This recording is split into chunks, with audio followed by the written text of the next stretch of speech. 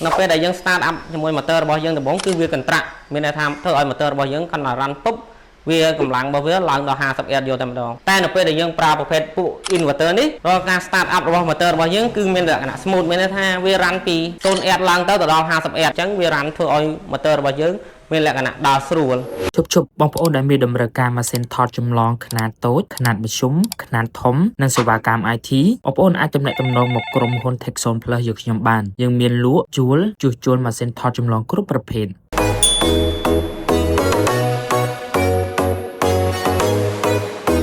trên bốn trên miền xuôi là đó nghĩa này đi cho màu thì đấy nhưng mà lực dọc tu vị trí bao dương muối đã chia từ lời motor submersible bao dương tu ni băng đá cứ ở tại chân bao dương các bạn vô từ sầm mẹp cục rong từ lời motor submersible sầm mẹp bơm tức vô máu stock đầm bấy chai chai từ lời đầm nắm chả cá đông bạc quất đâyประมาณchia piroi 50 hectare tỏ trong đăng tha tu bao dương khang nông miền ở vậy khác nhưng mà theo phần nào đó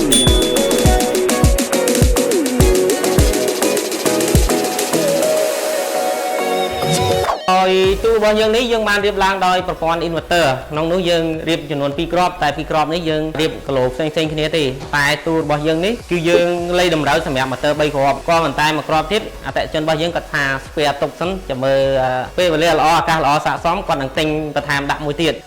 đại tu bao dương có vẻ đôi inverter trắng chỉ tu tao dương mà mơ khang này khang crop được kia dương miền là con cái lạnh cương chỗ có đôi chia đi sòng tơ mũi sầm mẹ bà bay chạy từ lơ mà tơ bao nhiêu mũi sầm mẹ từ control từ lơ mà tơ bao nhiêu hai ní cứ chia inverter đại miền chừng luôn kilowatt chừng luôn là 25 kilowatt mũi ní cứ chia inverter thì phí đại miền là chừng luôn kilowatt bao vé cứ 30 kilowatt được cái này hay opco bao nhiêu miền opco cà phê đôi chia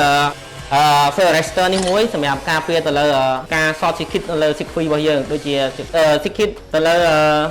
pha ní muối cái đôi chia miền bánh hà ấy cứ soi resistor bao nhiêu nó cứ nâng chắp từ lơ pe miền bánh hà ấy mới cứ về chắp chun từ sai đây bao nhiêu này sai đây bao nhiêu để bàn điểm lại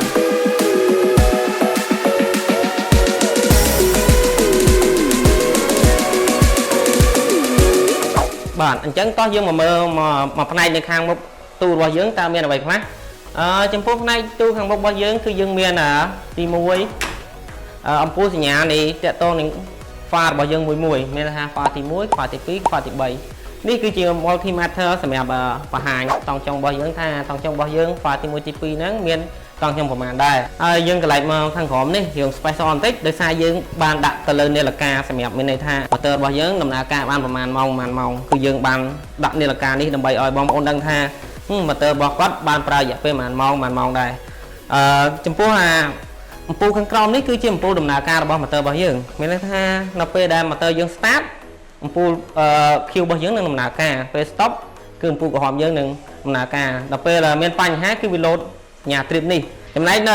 កខាងក្រោមនេះយើងមាន selector ចំនួន 3 គ្រាប់ដែល selector មួយនេះគឺសម្រាប់ control ទៅលើ motor យើងមួយមានន័យថានៅពេលយើងកាច់មកអក្សរ A មានន័យថា motor របស់យើងគឺដំណើរការ auto សម្រាប់ motor ទី1តែបើយើងកាច់ selector motor ទី2យើងកាច់ទៅអក្សរ A ដែរគឺវាដំណើរការ auto នៅ motor ទី2ចំណែកទី3នេះក៏ដូចគ្នាចំណែក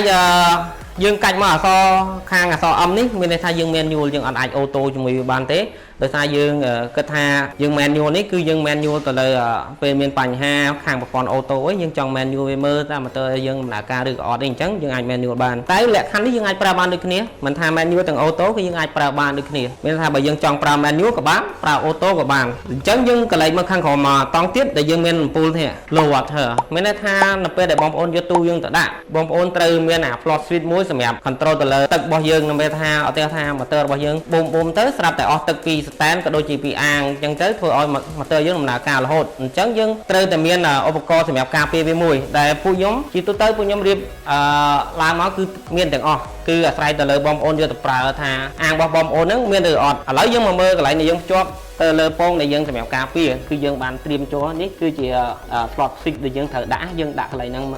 មួយទៅដើម្បីអីដើម្បីការពារ detect កុំឲ្យនៅពេលណា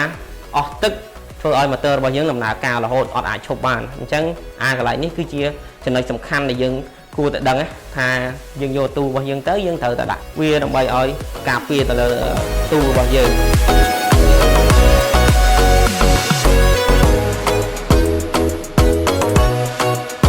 តោះអ្នក អ្នកនរគ្នាអ្នកបច្ចេកទេសរបស់យើងគឺគាត់បាន review ទៅលើប្រព័ន្ធបញ្ជាទៅលើ motor submersible របស់យើងតែបងប្អូនដឹងថា motor ដែលយើងប្រើប្រាស់ជាមួយទូនេះមានកម្លាំងប្រមាណ kW ដែរទេបាទពាក់ព័ន្ធនឹង kW គឺ45 kW ដែលវាស្មើនឹង60សេសហើយពាក់ព័ន្ធនឹងរង្វិលជុំរបស់វាគឺ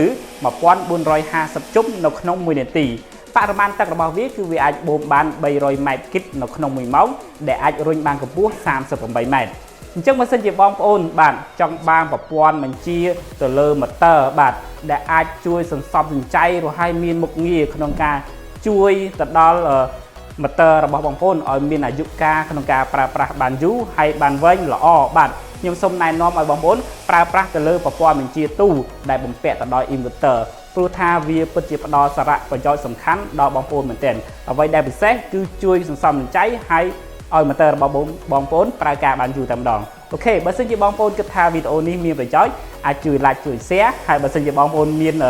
comment អ្វីបាទចង់សួរនាំពាក់ព័ន្ធនឹងប្រព័ន្ធទូបញ្ជាអាច comment ខាងក្រោមបានបាទខ្ញុំបាទតាពីអ្នកសូមអរគុណ